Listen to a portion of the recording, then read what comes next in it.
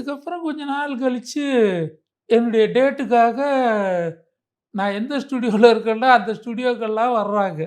ஒரு ஆர்சி சக்தி சாருடைய மேனேஜர். கம்பெனிலேருந்து.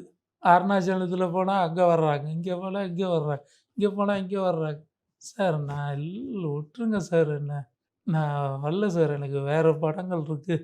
அப்படின்ட்டு நானும் எவ்வளவோ அவாய்ட் பண்ணேன். அதுக்கப்புறம் லட்சுமி மேடத்துக்கிட்ட சொல்லி, சக்தி படம் கேட்டுக்கிட்டே இருக்காங்க. பண்ணு" அப்படின்னோம். "சரிம்மா" சிறைன்னு சிறை படம். நல்ல மெயின் ரோலு. ம். நல்லா நல்லா வந்துச்சு. நல்ல பேரு. நல்லா கிடைச்சிச்சு. அது எதுக்கு சொல்ல வர்றேன்னா, நம்மள ஒருத்தவங்க வேண்டான்னு போட்டாங்க. திருப்பி இந்த சினிமா தேடி வர பிடிக்க வைக்குது. வச்சுச்சு. அது நான் மறக்க முடியாத ஒரு விஷயம் அது. சிறை படப்பிடிப்புல கேட்டீங்களா ஆர்சி சக்திட்ட? நான் கேட்கவே இல்ல. அது அதோட போச்சு. போய் திருப்பி நம்ம போய் அத ஞாபகப்படுத்த வேண்டாம். ம்.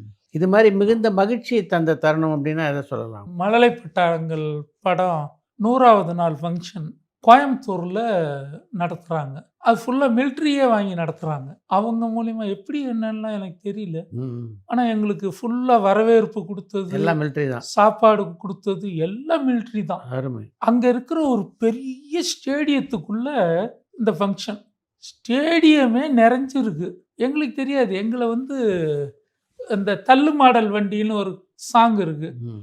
அந்த வண்டியில பிள்ளைங்கள எல்லாம் ஏத்திட்டு நானும் வர்றேன். எம்.எஸ். விஸ்வநாதன் சார் கச்சேரி. அப்படியே நடந்து உள்ளுக்குள்ள கார் என்டர் ஆனதுலேருந்து கை தட்டுறாங்க, கை தட்டுறாங்க. எல்லாரும் வந்துட்டாங்கன்னு. எல்லாரும் மேடையில ஏறுனாங்க. நானும் மேடையில ஏறுனேன். ஏறுனா என்ன பார்த்து கை தட்டினாங்க பாருங்க. அ. நிறுத்தவே இல்ல. அடடடா! எனக்கு அவ்வளோ பெரிய அனுபவம் கிடைச்சதில்ல. அதுதான் ஃபர்ஸ்ட் டைம். நான் எங்க அம்மாவ கூட்டு போயிருந்தேன் ம். பணிக்கு. ரொம்ப மகிழ்ச்சி அடைஞ்சிருப்பாங்க. அப்படியே கண்ல இருந்து கண்ணீரா வருது அவங்களுக்கு. இப்படி திரும்புனா கை தட்டுறாங்க, இப்படி திரும்புனா கை தட்டுறாங்க. அப்ப. கையெடுத்து கும்பிட்டா கை தட்டுறாங்க. கச்சேரியே நிறுத்திட்டாரு அவரு. ம். நான் அதுக்கப்புறம் எவ்வளோ பெரிய கூட்டமெல்லாம் பார்த்துட்டேன். ம். ஆனா அது வந்து எனக்கு ரொம்ப மிகப்பெரிய அனுபவம்.